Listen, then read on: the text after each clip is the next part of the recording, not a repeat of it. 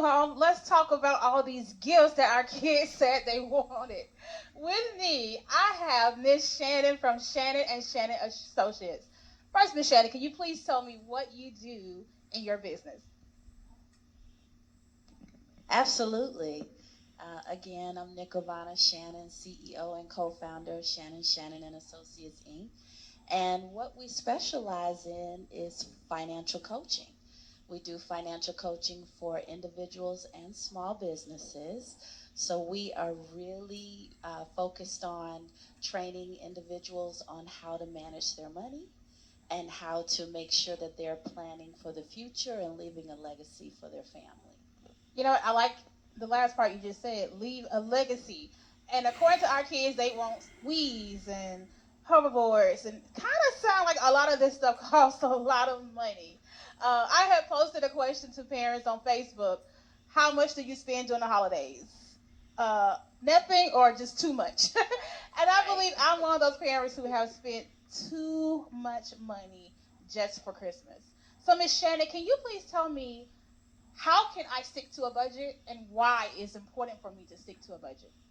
Okay, well, that is a loaded question, but we're going to keep it simple. Okay.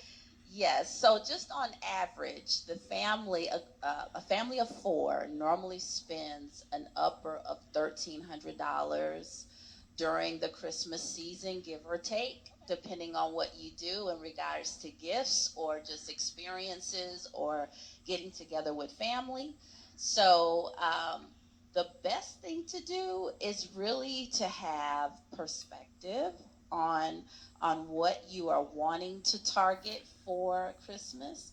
Also, to make sure that you have a grateful heart in regards to when you're thinking about Christmas, and just really keeping a positive perspective when it comes to what Christmas is really all about.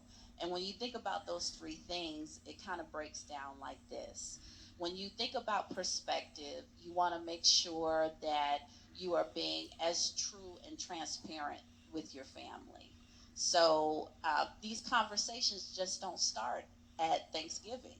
These conversations actually have to start in January. And you have to begin to tell your kids what the real feel is about your financial landscape is for your house, right? So, of course, you don't go into all the major details, but you do say, you know what, I know last year we were able to go shopping and you got all these different toys and technical toys and all of these different things that you might have experienced, but this year might be a little different. So, and that's okay. It's okay because sometimes it's not going to be the same every year. So instead of focusing on gifts, we're going to focus on more of an experience. So maybe we can plan more family time together.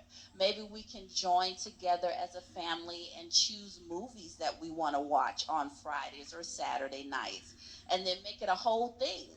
Instead of focusing on going shopping, let's focus on spending time doing a wonderful craft together. It could be creating a card, it could be painting a picture, it could be anything that would allow your kids to spend time with you, which is very valuable, and also create something that for grandma, granddad, or something that would encourage their peers, their cousins to think outside the box instead of always thinking about what's the next toy, what's the next pair of shoes, what's the next, pair of clothes that I want to get. So it's just important that you just spread out your perspective on that. Stay positive about it. You don't want to be humdrum and bring the the the the excitement of Christmas down, but you do want to be realistic because we do have a life outside of Christmas. And we want to make sure that we're good in January, February, and March. You know, we hear a lot about having to pay out those credit card bills. Uh, you spend all of it in 1 month, and it's taking you 6 months to pay off this one debt that you have occurred just to please family and get them gifts that in 30 seconds they open like, oh, I loved it, and now they're outside or they're doing something else. You mentioned experiences. I would love to know from our audience online, and we have a couple of people in the building. What is an experience that you enjoyed doing Christmas that had nothing to do with money? And we have a mic right there in that chair. One of the people in the audience would like to answer that. What is something that you experienced growing up that didn't cost anything? Come on. Come on. That had to You be got something. it? Miss Yes. Lenora? You click on the mic for me, okay? The experience that I had was coming from Ohio to Alabama every year visiting my grandparents.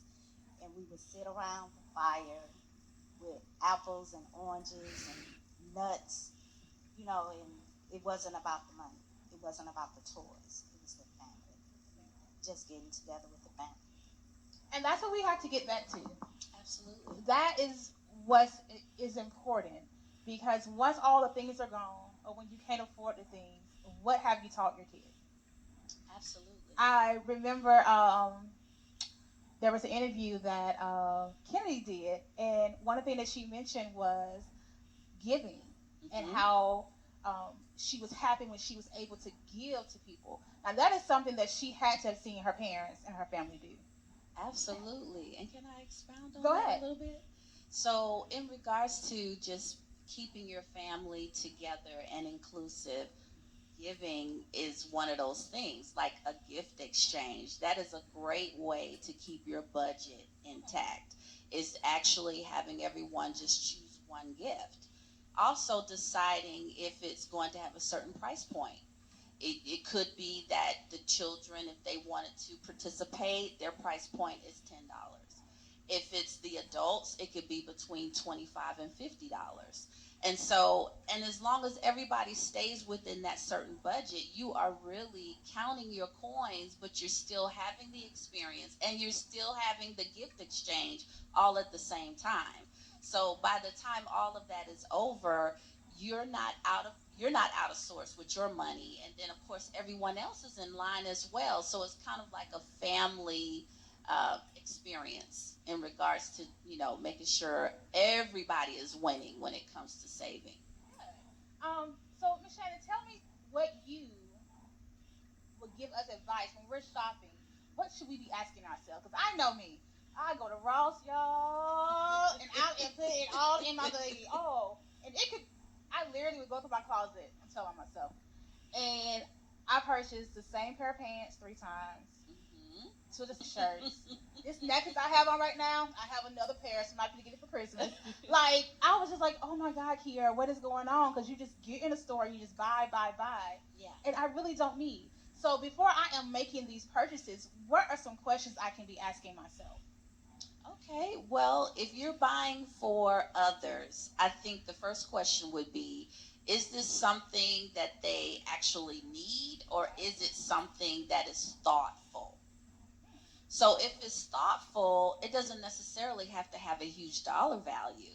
It could just be something that you observed about your family member or close friend or family or children that they enjoy doing, and then you do that gift for them and it's more impactful. And you also have the value of showing that, look, I'm thinking about you, I love you, I'm watching you, and I care about what you like. And you're also, keeping intact your budget. And it's easy for us to spend impulsively, right? So the best thing to do is to kind of focus on not spending when you are emotionally charged. We tend to do that. Like if you're in a hurry, you tend to pick up things that you don't necessarily need. When you are stressed, you tend to use retail therapy as a way to calm yourself down. So you tend to put more things in the basket. When you are feeling down and you have the blues and you really want something to uplift you, spending can be almost like an addiction, and it causes you to have an euphoric feel behind all of what you got because it's brand new, it's shiny, and it's something that you thought you needed, but it's really something that you wanted.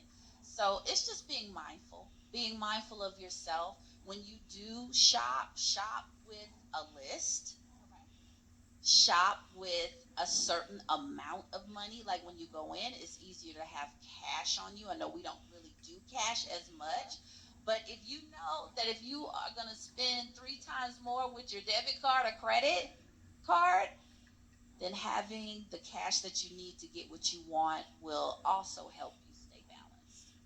And one thing, I have a 14-year-old, and so how he sees me spend, those become his habits as well. Yes. So it's important that our kids see that we're sticking to a budget.